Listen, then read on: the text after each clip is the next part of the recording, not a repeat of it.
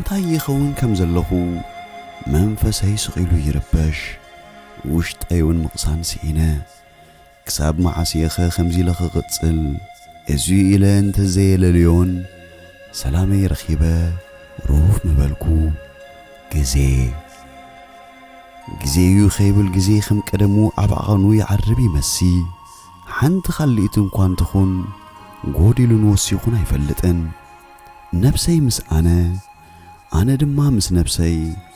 ከዋስብን ክፍትሽን ዝን ኣብ ዝበልኩሉ እዋን ክንዲ ቁልዑ እኳ ትኹን ብርሃን መልሲያ ዝብላ ብልጭ ክትብል ኣይረኣኹን ክስሕቕ ኢለ ፍሽኽ እንተበልኩ ድማ ኣቃጫጭ ምዃኑ ግዲ ውሽጠይ ተቓሊዕዎ ገጸይ ብሕፍረት ይሓፍር ኣብቲ ሃውሽቶ ድቕድቕ ጸላም ጩራ ብርሃን ደጊሑ ተስፋታተይ ከብ ኣብ ዘብለሉ ህሙት ከዓ ማዕከናት ሓሳብ እናተገማድሑ መጺኦም ከም ሽንቲ ገመል ንድሕሪት ይመልሱኒ ከንፈረይ ነኺሰ ዓይነይ ብምዕማት ድማ ስንፍና የሕሚኡን ኢለ መፍጣሪ ዝጸላእኹላ እንክመስል ቅድሚ ምምዕራራ ብዝብል ቃና መሪጸ ፋሕተርተርካ ምባላ የቋረጽኩን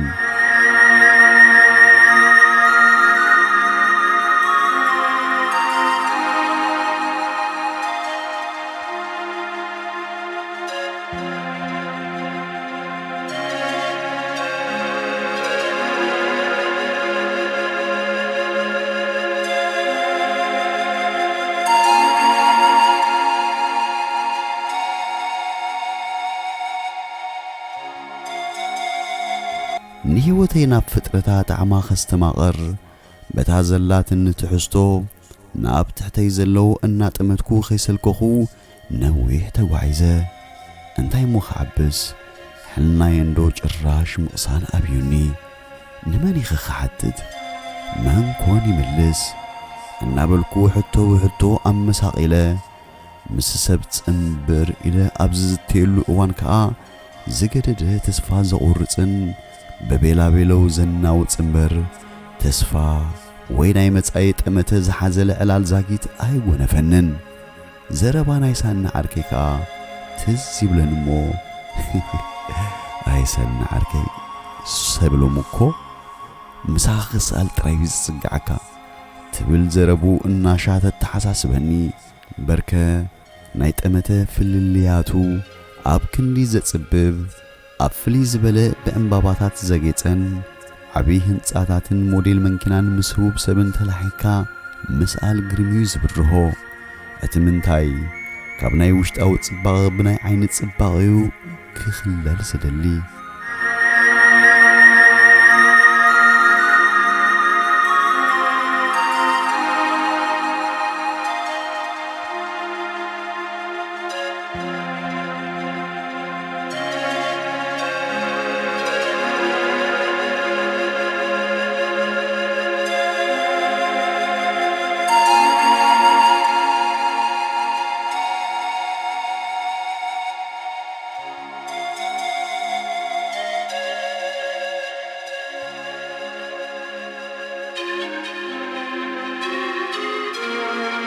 ስለዚህ ዝምሳይ ዘሎ ዝምቦቕ ናይ ሓላፊ ከዓ ክንዲ ምስ ውፁዕ ደው ምባልን ኣብ ጎኒ ዝተሸገረ ከማይ ወዲ ኣዳም ደው ምባልን እዩ ነቲ ዘይተርፍ ናይ ስንብት ጉዕዞ ዘንጊዑ ነታ ኣውዒላ ዘይተማሲ ናይ ዓመፅ ግዚኡ ምርኩስ ብምግባር ንጉስ ሰማይ ከም ዘሎ ዘንጊዑ ሰላሙ ኸመቅር ሰላም ናይ ብዙሓት ዝሰኣነ ኮይኑ ግን ነናቱ ደረጃ ሒዙ ዘይኮነ ዝነብር በብመዓልቱ ዝቀያየር ናይ ተፈጥሮ ለውጢ ኣሎ እዚ ስለ ዝኾነ ድማ ንመዓልተይ መዓልቲ ከም ዘለዎ ተረድኤ ካብቶም ኣብነታውያን ናይ ድግምጋም ጻዕሪ ኮይኖም ውፅኢት ጻዕሮም ዓብይ ዓወት ዝተጎናጸፉ ተስፋ ሰኒቐ ሰለይካ ምባል ዓዲ ኣይወዓልኩን ምኽንያቱ ኣብ ግዜ በቲ ንጉስ ሰማይ መሕታተይ ኣይተረፍን እዩ